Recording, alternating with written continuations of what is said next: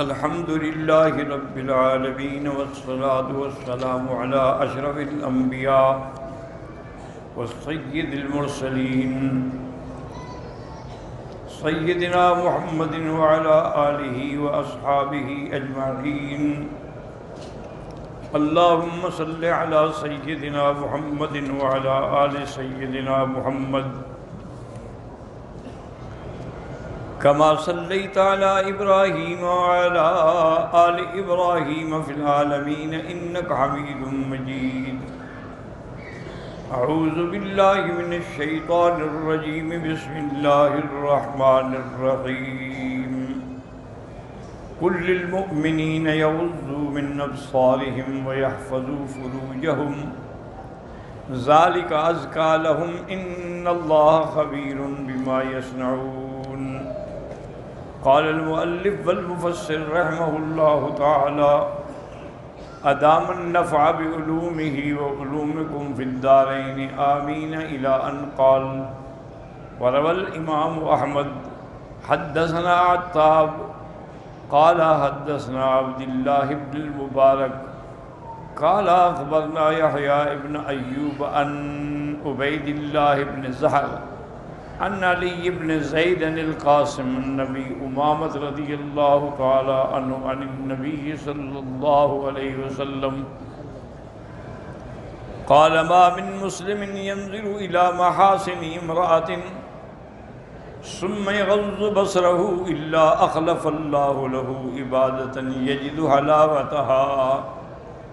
حضرت ابی امامہ رضی اللہ تعالیٰ عنہ سے روایت ہے کہ حضور پاک نے فرمایا کہ کوئی مسلمان کسی عورت کے حسن اور خوبصورتی کی طرف نظر کر رہا تھا کہ اس نے نظر بند کر دی، اس کے بدلے میں اللہ تبارک و تعالیٰ اس کو ایسی عبادت کی لذت نصیب کریں گے کہ اس کو اس کی حلاوت جو ہے وہ دل میں بھی محسوس ہوئی.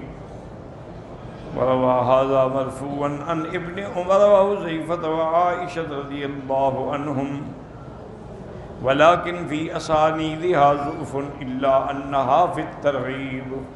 مفسر فرماتے ہیں کہ سند کے اندر ضعف ہے یعنی، لیکن ترغیب کے اندر، ترہیب کے اندر ضعیف روایات بھی قبول ہوتی ہیں. ومثله يتسامح فيه وفي الطبراني من طريق عبد الله بن يزيد عن علي بن يزيد عن القاسم عن أبي أمامة مرفوعا. حضرت ابی امامہ رضی اللہ تعالی عنہ سے مرفوعا روایت ہے: لَتَغُضَّنَّ أَبْصَارَكُمْ وَلَتَحْفَظُنَّ فُرُوجَكُمْ وَلَتُقِيمَنَّ وُجُوهَكُمْ أَوْ لَتَكْشِفَنَّ وُجُوهَكُمْ. حضور پاک نے فرمایا کہ اپنی نظروں کو دبا کے رکھو، اپنی شرمگاہوں کی حفاظت کرو اور اپنے چہروں کو اللہ کی طرف سیدھا رکھو، ورنہ تمہارے چہرے جو ہیں مسخ کر دیے جائیں گے، بدل دیے جائیں گے.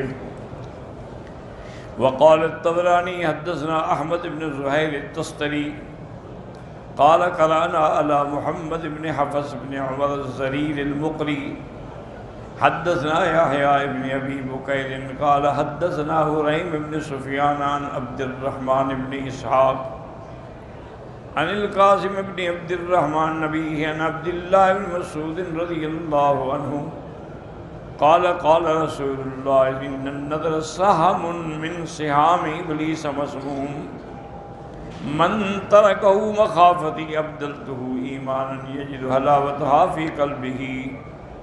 حضرت عبداللہ بن مسعود رضی اللہ تعالیٰ عنہ فرماتے ہیں کہ حضور پاک نے فرمایا یہ نظر جو ہے یہ شیطان کے ایک زہریلے تینوں سے تیر ہے.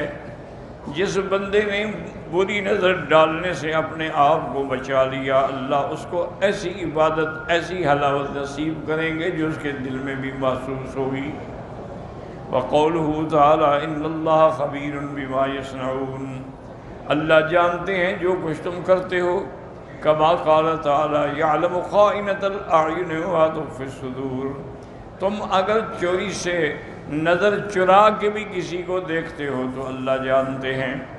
وفی الصحیح عن نبی رضی اللہ تعالی عنہ قال قال رسول اللہ صلی اللہ علیہ وسلم: كتب على ابن آدم حظه من الزنا أدرك ذلك لا محالة اگر کسی کے مقدر میں زنا لکھا ہے تو وہ ہر حال میں اس کو پہنچے گا۔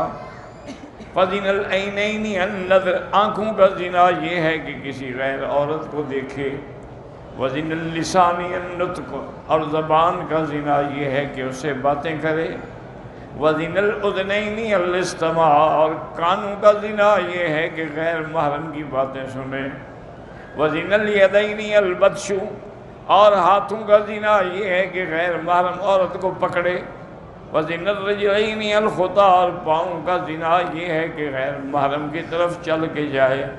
وَالنَّفْسُ تَمَنِّي وَتَشْتَهِي، ہر آدمی کا جی جو ہے وہ تمنا بھی کرتا ہے، خواہش بھی کرتا ہے۔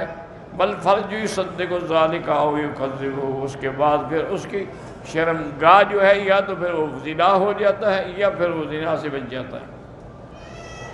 رواہ البخاری تعلیقا ومسلم مسندا من وجہ آخر بنحو ما ذکر، وقد قال کثیر من السلف انہم كانوا ينہون ان يحد الرجل نظرہ الى الامرد، اسی لیے بزرگ جو ہیں وہ منع کرتے تھے کہ کسی امرد لڑکا جس کی ابھی داڑھی نہ نکلی ہو اس کی طرف بھی نہ دیکھا کرو۔ وقد شدد کثیر من ائمۃ الصوفیۃ فی ذلک، صوفیہ حضرات جو ہیں اس مسئلے میں بڑی سختی کرتے ہیں کہ کبھی جیسے لڑکی کا دیکھنا ناجائز ہے ایسے لڑکے کا دیکھنا بھی ناجائز ہے۔ وحرمہ طائفۃ من اہل العلم لما فیہ من الافتتان، بہت سارے اہل علم نے لڑکوں پر نظر ڈالنے کو بھی حرام قرار دیا ہے چونکہ اس میں بھی فتنہ ہے۔ وشدد آخرون فی ذلک کثیرا جدا، وقال ابن ابی الدنیا حدثنا ابو سعید المدنی حدثنا عمر بن سہل البازنی حدثنی عمر بن محمد بن صابان عن صفوان بن سلیم عن ابی ہریرہ رضی اللہ عنہ قال قال رسول كل عین باقیۃ یوم القیامت الا عین غضت عن محارم اللہ، قیامت والے دن ہر آنکھ رو رہی ہوگی مگر وہ لوگ جنہوں نے غیر محرم سے اپنی نظروں کو محفوظ رکھا ان کی آنکھیں نہیں روئیں گی۔ وَحَيْ عَيْنًا سَارَتْ فِي سَبِيلِ اللَّهِ، وہ آنکھ بھی نہیں روئے گی جو اللہ کے راستے میں جاگتی رہی۔ وَعَيْنًا يَخْرُجُ مِنْهَا مِثْلُ رَأْسِ الضَّبَابِ مِنْ خَشْيَةِ اللَّهِ، اور ایسی آنکھ جس سے ایک قطرہ آنسو کا نکلا وہ بھی قیامت کے دن رسوا نہیں ہوگی۔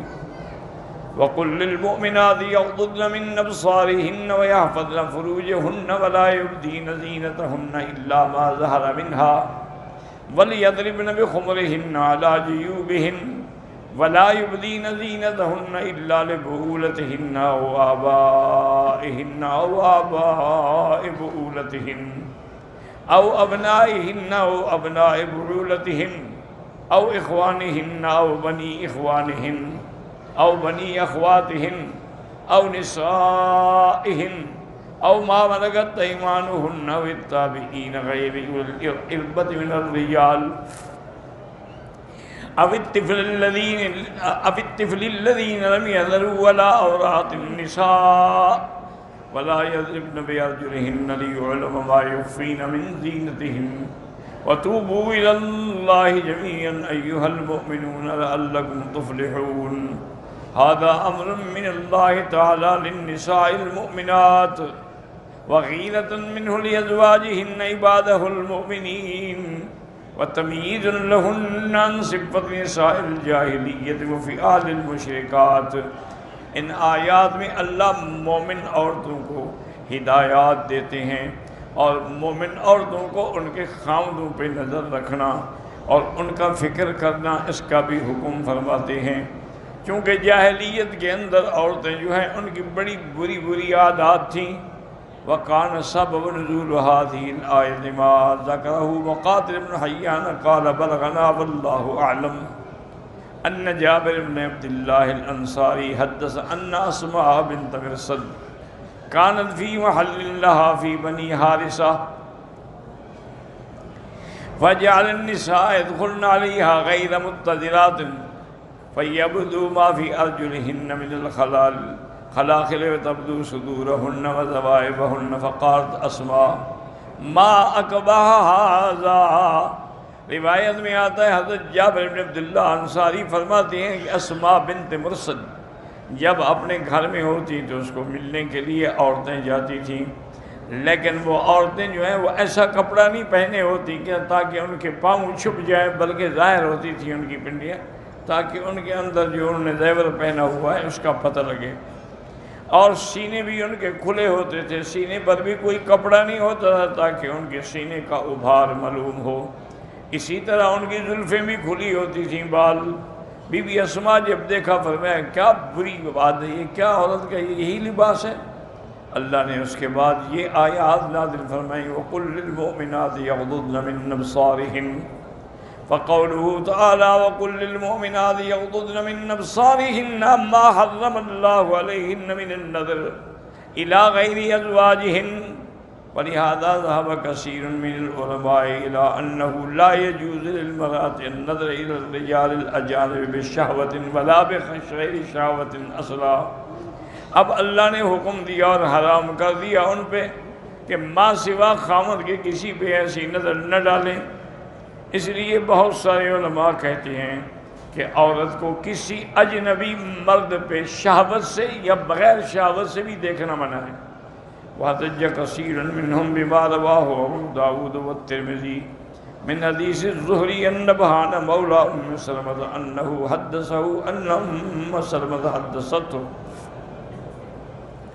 أنها كانت عند رسول الله صلى الله عليه وسلم وميمونة قالت فبينما نحن عنده أقبل ابن أم مكتوم فدخل عليه وذلك بعدما أمرنا بالحجاب۔ بی بی فرماتی ہیں کہ میں بی بی ام سلمہ کہ میں تھی اور اب میری اپنا سوکن بی بی میمونہ حضور کی بیوی وہ بھی میرے گھر میں تھیں، اور عبداللہ ابن ام مکتوم نابینا صحابی تھے حضور کے، وہ آئے تو حضور نے فرمایا کہ تم پردہ کر لو، عبداللہ ابن مکتوم آ رہا ہے۔ فقلت یا رسول اللہ لیس هو اعمی لا یبصرنا ولا یعرفنا، میں نے کہا حضور وہ تو نابینا ہے، نہ دیکھ سکتا ہے نہ ہمیں جانتا ہے کہ ہم کون ہیں۔ فقال اب اما ویان انتما، آپ نے فرمایا تم بھی اندھی ہو، تم بھی نہیں دیکھ سکتی ہو، تو اس کو دیکھنا منع ہے، تمہیں بھی دیکھنا منع ہے۔ الحمدللہ رب العالمین۔ ثم قال الترمذي رحمه الله وهذا حديث حسن صحيح وذهب آخرون من العلماء إلى جواز نظرهن إلى الأجانب بغير شهوة، اور بعض علماء کہتے ہیں کہ اجنبی مرد کو عورت دیکھے لیکن شہوت کی نظر سے نہ دیکھے، جیسے کہ ایک صحیح روایت میں ہے کہ انہ جعل ينظر إلى الحبشہ، حبشہ کے لڑکے جو تھے وہ شغل یعنی آپس میں لکڑی کی تلواروں سے لڑائی کر رہے تھے، کس کا تجربہ بھی ہے، کھیل بھی ہے۔ وَهُمْ يَلْعَبُونَ بِحِرَابِهِمْ يَوْمَ الْعِيدِ فِي الْمَسْجِدِ، عید کا دن تھا وہ مسجد میں کھیل رہے تھے۔ وَعَائِشَةُ أُمُّ الْمُؤْمِنِينَ تَنظُرُ إِلَيْهِمْ مِنْ وَرَائِهِ، بی بی عائشہ فرماتی ہیں کہ میں حضور کے پیچھے آ کے کھڑی ہو گئی اور میں نے اپنا چہرہ جو ہے حضور کے کندھے پہ رکھ لیا تاکہ میں بھی دیکھوں، اور میں دیکھتی رہی، اور حضور پاک بھی کھڑے رہے تاکہ حتیٰ کہ میں دیکھنے سے میرا جی بھر گیا تو پھر میں مڑی، حضور نے نہیں۔ اس کا معنی یہ ہے کہ اگر شہوت کے بغیر دیکھا جائے تو وہ جائز ہے۔ وَقَوْلُوا وَيَحْفَظْنَ فُرُوجَهُنَّ قال سعید بن جبیر الفواحش، گناہوں سے محفوظ رکھیں، اما لا يحل لهن، وقال مقاتل عن الزنا، زنا سے اپنی حفاظت کریں۔ وقال ابو العالیہ کل آیت النظر فی القرآن یذکر فیہا حفظ الفروج عن الزنا، ہر آیت کے اندر جہاں یہ حکم ہے اس سے مراد زنا ہے۔ وَيَحْفَظْنَ فُرُوجَهُنَّ، یہاں مراد یہ ہے کہ ان کو کوئی نہ دیکھے۔ وَلَا يُبْدِينَ زِينَتَهُنَّ إِلَّا مَا ظَهَرَ مِنْهَا، أي لا يظهرن شيئا من الزينة للأجانب إلا ما لا يمكن إخفاؤه، کسی غیر کو اپنی زینت بھی ظاہر نہ کریں۔ ہاں بعض چیزیں ایسی ہیں جو مجبوری ہوتی ہے، کردائے جیسے اوپر کی چادر ہے، اوپر کا کپڑا ہے۔ علامہ کان یتعاطی النساء العرب المقنعۃ الذی تجلل ثیابها، اوپر وہ اوڑھنی اوڑھ لیتی ہیں۔ وما یبدو من اسافل الثیاب فلا حرج علی فی لہذا لا یمکنها اخفاء، اس تو چادر کا چھپانا اور اوپر کا چھپانا یہ تو ضروری نہیں ہے، تو اس کا چھپانا ممکن بھی نہیں ہے۔ ما المزار وما لا يمكن إخفاؤه. وقال يقول ابن مسعود الحسن بن سيرين جزاه الله وغيرهم.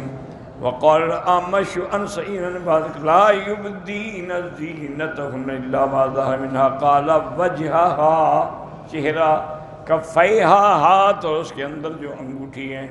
وروان ابن عمر وعطاء وإكرمة سعيد بن جبير بالشعثاء والضحاك وإبراهيم النخعي وغيرهم نحو ذلك. وهذا يحتمل أن يكون تفسيرا للزينة التي نهينا عن إبدائها. یہ ہے وہ زینت جس سے منع کیا گیا. كما قال ابو اسحاق السبيعي عن بالأحوص عبد الله ولا يبدين زينة القرط، یعنی وہ بالیاں پہنی ہوئی ہیں یا پاؤں کے اندر جو جھانجریں پہنی ہوئی ہیں. وفی روایت حال قال الزینت زینتان، زینت دو قسم ہیں. زینت لا یراہا الا الزوج، ایک زینت تو ایسی ہے جس کو خاوند کے بغیر کوئی نہیں دیکھ سکتا. الخاتم والسوار، جو اس کی انگوٹھی ہے یا کنگن ہے. وزینت یراہا الاجانب، اور ایک زینت ہے کہ اجنبی بھی دیکھ سکتا ہے، وہ ظاہری کپڑے ہیں.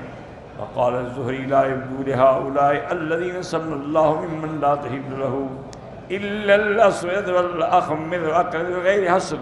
وأما عامة الناس لا يبدو منها إلا الخاتم. والله أعلم.